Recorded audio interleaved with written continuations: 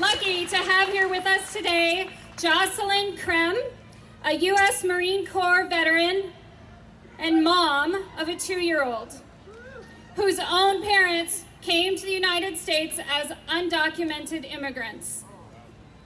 Josielyn.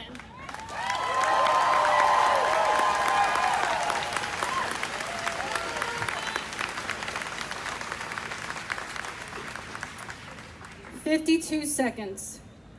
I could only listen to 52 seconds of an audio recording of children crying for their parents before I broke down sobbing.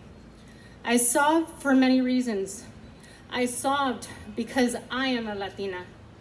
I sobbed because I'm a Latina who came from 2 Mexican and documented immigrants who came to this country for a better life. I sobbed because I am a Marine Corps veteran who served our country.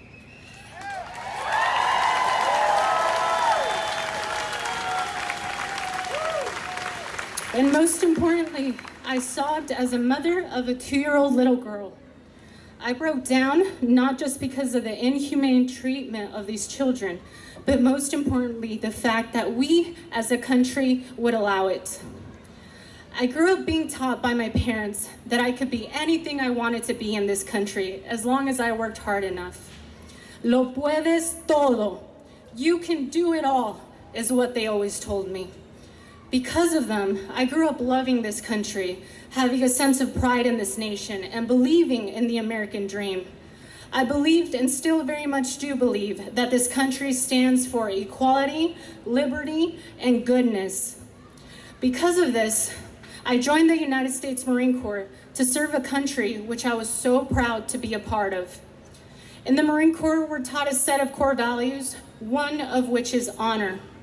Honor comes down to treating people with integrity and respect. Honor is doing what is right, just, and true. And when you join any branch of the military, you have to take an oath of enlistment where you swear to defend the United States against all enemies, foreign and domestic.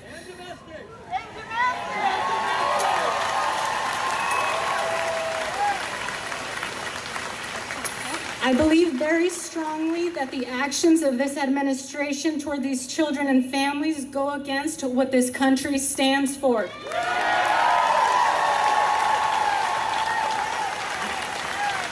These actions are an enemy to the true values that we as a nation stand for. You may look at these children, their lives, and compare them to mine, and they would look like night and day. I don't have to worry about violence where I live or where my next meal will come from. In fact, most days I sit in my safe little office not giving a thought to any of those things. I have a career, a decent apartment, and I drive a decent car. I'm what you would call your typical American. The differences in our lives are many, yet the only reason that their future will look different than mine is because they were born on the other side of a line. Those parents risking everything to give their kids a better life, those were my parents. That life filled with violence and poverty, that life could have been mine. There is nothing different about us except the geographical location of where we were born. I could have had their life and they could have had mine.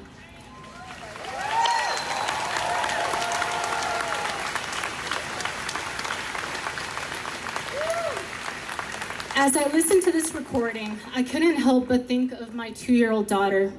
I couldn't help but reflect on the times she's been scared, the times she's cried out for me and wanted to be held.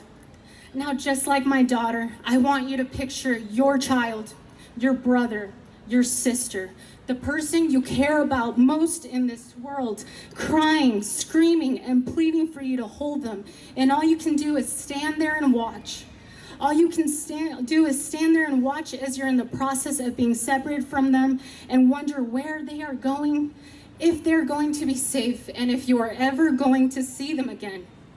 These are young children who don't speak the language in a country which is not their own without anyone.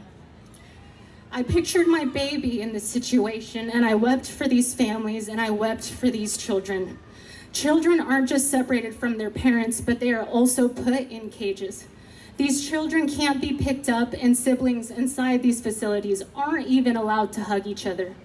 Is this what our nation has come to? Is the inhumane treatment of children what the United States of America stands for? I know that as a country, as a people, we are better than this. These are children's lives that will forever be affected by the trauma they will endure during these separations. Feelings of pain and fear do not discriminate based on skin color or country of origin. These children feel these emotions no different than those of our children safe at home.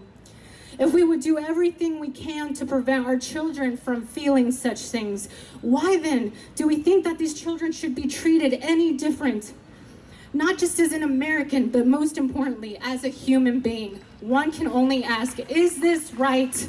And if it is not, it is our duty as Americans to stand up for what is right and to speak up for those who do not have a voice.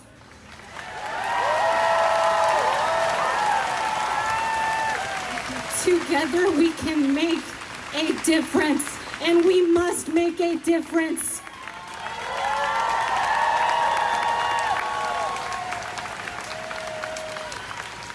And in the words of my parents, juntos y unidos lo podemos todo. Together and united, we can do it all.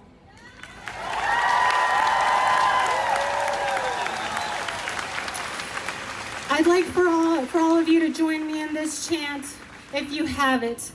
It's El pueblo unido jamás será vencido. The people united will never be defeated. Yell it with me now. El pueblo unido jamás será vencido. The people united will never be defeated. El pueblo unido jamás será vencido. The people united will never be defeated. Thank you.